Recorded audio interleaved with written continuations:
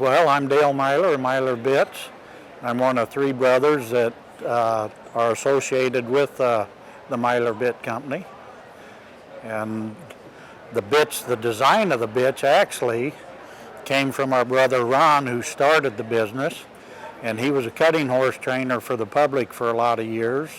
And all the time he was training horses, he was building bridle bits for them. And the two things that he was trying to accomplish was, one, he was trying to get a horse more relaxed into the bridle, because the more relaxed that a horse is, the more focused they are on what it is you're trying to teach them. And secondly, and more importantly, is he needed to be able to put the shoulders wherever he wanted them, because a horse follows his shoulder, he doesn't follow his head and neck. So those were the two major things that he was trying to accomplish. And our other brother Bob came into it. He was a boiler maker out of Houston, Texas. And he came into the company and started doing the welding and stuff for us, because he knew how to do it better than we did. And since then, he's designed a lot of the mouthpieces that we have today.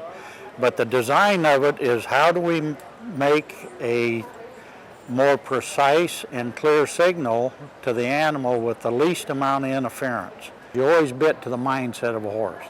The mind is absolutely the most important thing on that animal, is to keep it relaxed, to keep the tension out of the mind, keep it focused. So the nicer your horse becomes, the more relief you start giving him for tongue pressure. We've worked with a lot of equine dentists, we work with veterinarians, we work with medical surgeons, we work with human chiropractors, we've worked with ladies, doctors that specialize in Chinese medicine, to figure out the similarities between the human being and the animals that we ride. And when it comes down to the end of the day, it's exactly the same thing.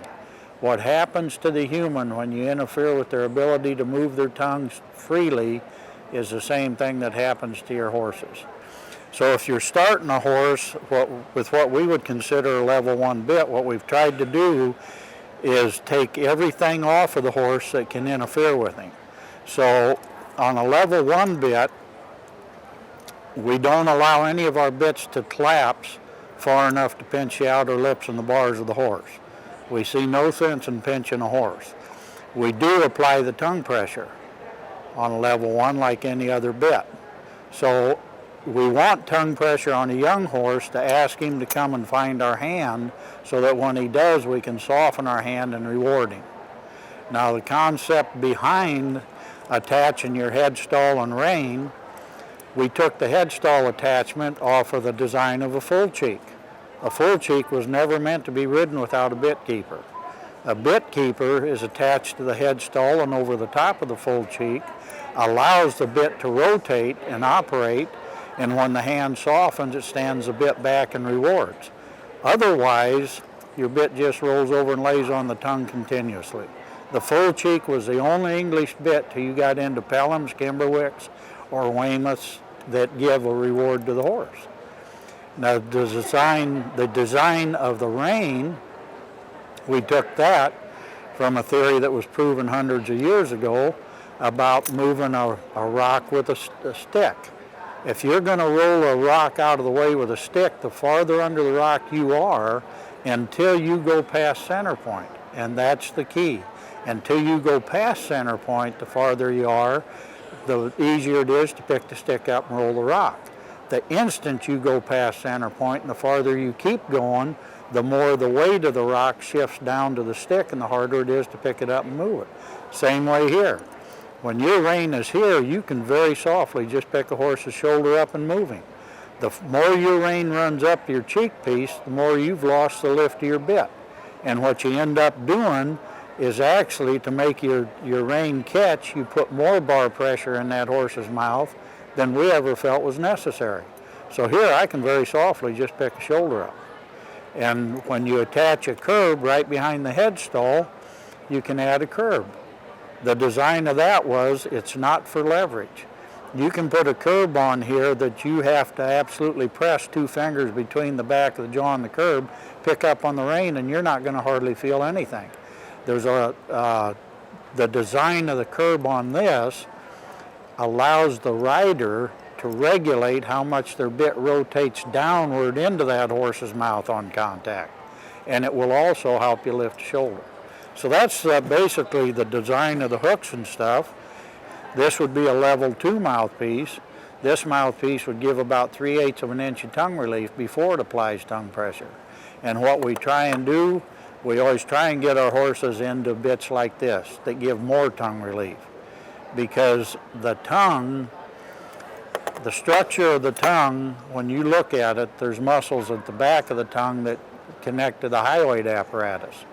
And from the hyoid apparatus, they go down the center of the neck right into the sternum. And from there, they shoot over to both shoulders. So the tongue is directly connected clear to the front shoulders of the horse. And then at the top of the hyoid apparatus, there's real small muscles that go to the TMJ. So in reality, the tongue is connected clear down to the shoulders and up to the TMJ. It's wide enough underneath to accommodate the tongue to go into it. So you can have a light contact on this bit and that horse can move their tongue and move saliva. But the average human being produces between 32 and 51 fluid ounces of saliva a day. The average horse produces approximately 1,280 fluid ounces of saliva a day, which is 10 gallons. The average horse can produce up to 30 times as much as the average human being, and they don't weigh 30 times more. Now, how important is it for a human being to be able to move their tongue and move saliva? Just think of the last time you went to a dentist, got a shot of Novocaine. About 3 minutes when you couldn't move your tongue and move saliva, where'd it come? Come out the front of your mouth. Another bit that we use an awful lot of in all the disciplines is a combination bit. Actually, we start our colts in a combination bit. And the reason that we do that is because if you've done the groundwork with your horse, all your groundwork is done from nose pressure of a halter. It's never made sense to us to teach a young horse everything from nose pressure on the ground, and as soon as you step up in the saddle, just put a bit in his mouth and take a hold of his mouth. Why don't we continue to ask him first from where we've been training and make the bit the last thing to fully engage? So that's what we do. If you take anybody that's ever taken a lead rope and put a little pressure on it and reached over a horse's poll and squeezed him behind the ears, has applied pull pressure. So you've got him off of the nose from a halter, you've taught him pull pressure. The first 2 places that he get asked from with a combination bit like this is nose and pull pressure, which he's already used to. Then you add the curb. Now the thing about this is the curb does not set down in the lower part of the jaw to pull up and grab. The curb actually sets above the nose band. It's not designed to ask a horse to break between the first and third vertebrae. It's designed to ask him to lift his withers and his back up. When people come in and have a horse off the track, they can't get him stopped the way they want and stuff. So I tell them I don't want to bit your horse, period. What I'd like you to do is go home, put him in an area where he can't get away, put a halter and 2 lead ropes on him, not underneath, one on each side like a side pole. Walk him, stop him, back him, trot him, stop him, back him. And they'd say, but you don't understand, we can't stop him. I said, try it, you got nothing to lose. Most all of them would come back and were pleasantly surprised at what happened with their horse. Because when you bring a horse off the track, he's taught to run into the bit. He knows his job. It's not fair to get mad at him for doing what somebody's trained him to do. But when you go from the nose first, he's never been trained from there, and it confuses him in his mind. He's not exactly sure what you're wanting, so he starts rethinking, what is it you're asking for? So we put all the thoroughbred horses right off the track, we put in a combination bit. There's like 6 ways a horse evades too much tongue pressure and pinch of a bit. They can come up out of the bridle, they drop down and get heavy in the forehand, they open their mouth, they stick their tongue up in their throat, they stick their tongue out the side of their face, or they come behind the vertical. All of them are indications of a bit that's applying too much tongue pressure and pinch. The single joint and the 3-piece mouthpiece are probably the 2 most popular bits in the world. And if you just watch all the horses that you see in the next year, watch anybody that's having problems with a horse, and probably at least 90% of them have one of those two bits in their horse's mouth.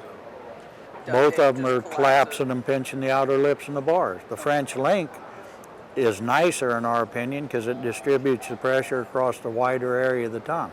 How's come so many people, initially when they step up on a horse, the horse goes pretty nice, but the longer they ride him and ask him, the more evasive he becomes. And they're using those bits.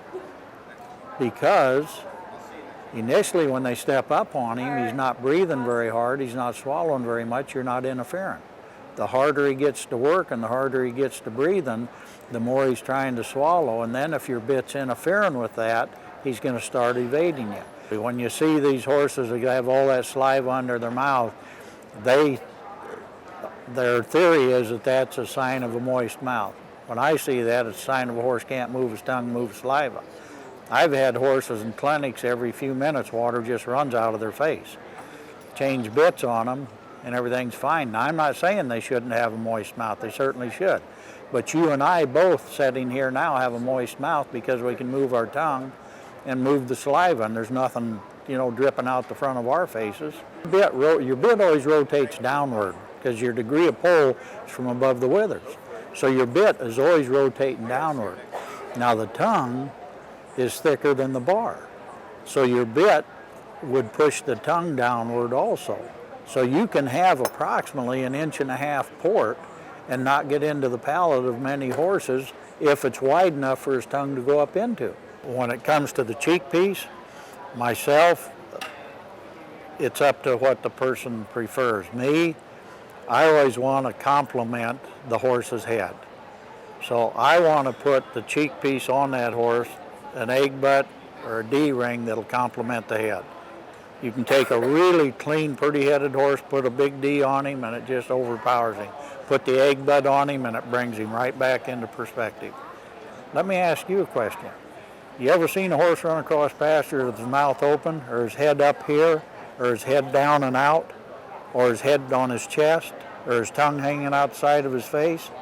I haven't myself, and I'm 67 years old. So I assume if that's happening, it's something I'm doing to him, and it's my responsibility to try and figure it out and help him.